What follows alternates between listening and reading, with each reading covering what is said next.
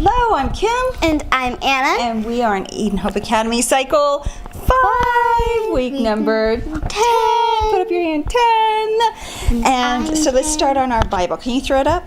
I am giving you a new commandment, that you love one another, just as I have loved you, so that you too are to love one another.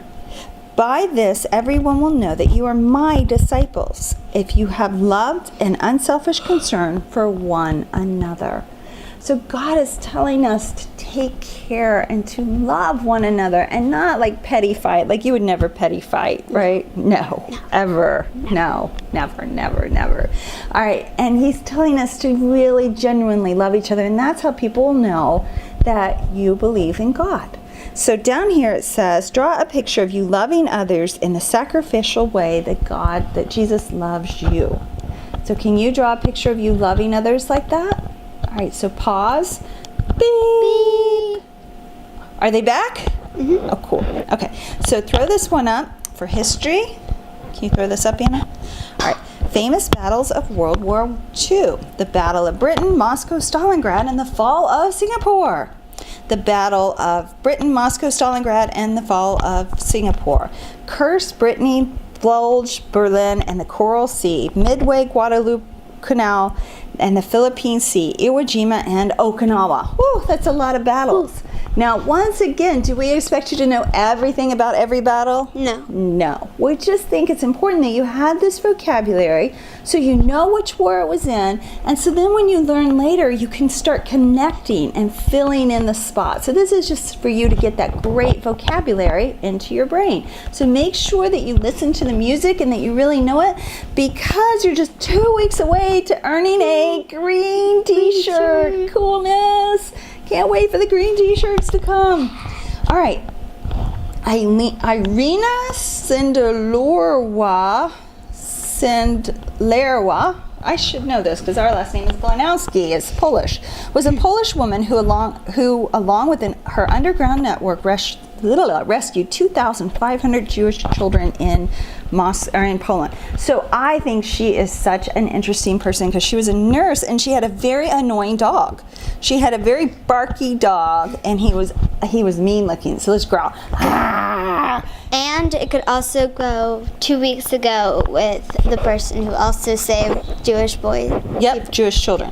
Okay, so she had this barky, obnoxious dog, and she was a nurse, and so she would take her truck that had an open back to it. It had a cover on it, but the very, very back was open, and she would drive it into ghettos. So during this time, Jewish people were being rounded up, and they were being put into parts of the city that were really yicky. They would put barbed wire around them so they could not get them out, or they could not get out of them, and they were called ghettos. And they would keep them there for months or for years in very poor conditions with very little food. And then eventually they would bring most of them to concentration camps where they would most likely die. So it was a horrible, horrible thing that was going on.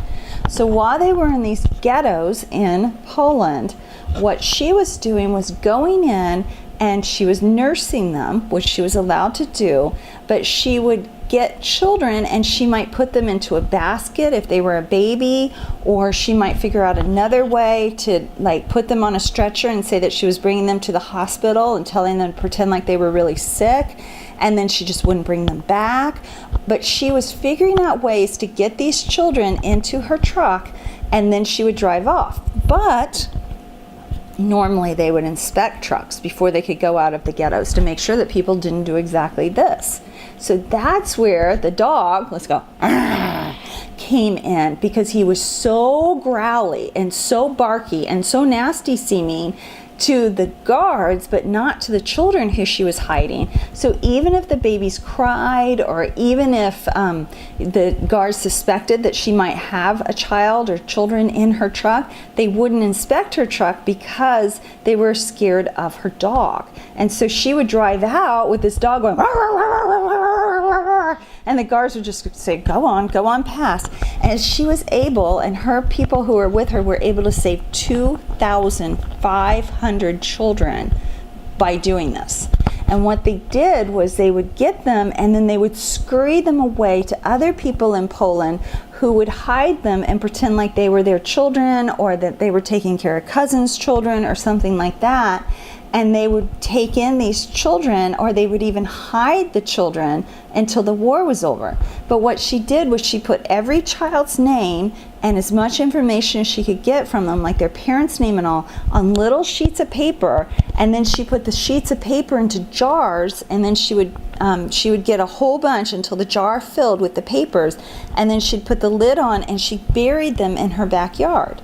And then when the war was over, she undug her jars from the backyard so that she could help the children who were too young to remember their names or where they were from or their parents' names and things like that, so that maybe they could find siblings or relatives. So she kept them all in jars buried in her backyard. So she was a really interesting and neat person, someone definitely to read about. All right, so our verse from this week, and link it to me, says, "I am giving you new commandment, that you love one another just as I have loved you." How did Jesus love his disciples? So can you talk to your mom about that? How Jesus loved his disciples and showed them love? Think about Irina Sindler and how the people who helped Anne Frank hide. So we're going to learn about Anne Frank this week too. How did these people reflect our Bible verse? And in which ways did they love others? Can you talk to your mom about that? All right, how did they have unselfish concern for one another? How can you show love and unselfish concern for others? You're not yawning, right? Okay, and the next part says, "By this, everyone will know that you are my disciples." How did the people who helped others during World War II show that they were Jesus' disciples? Can you answer that with your mom too? Good job. Okay, so let's go into science. And this is the raising of the flag at Iwo Jima. Iwo Jima was an extremely difficult, and it cost many, many, many Marines their lives. It was in the Pacific Theater. It was where we fought for the island of Iwo Jima against the Japanese. And the Japanese were merciless, and many, many, many people died on that. But in the end, the Americans put up the flag there, and it was really the ending of World War II. There was what we learned about last year, how they kept the flag up. Good job. Even though they were bombing at it. Fort McHenry. Yes, very kind of. Well, yes, kind of. It could be a link.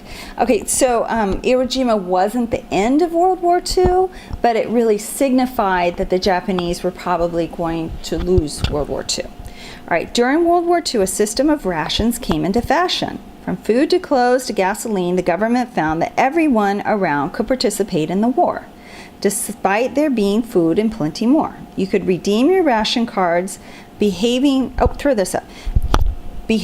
right on target, or get a fairer share at going on the black market.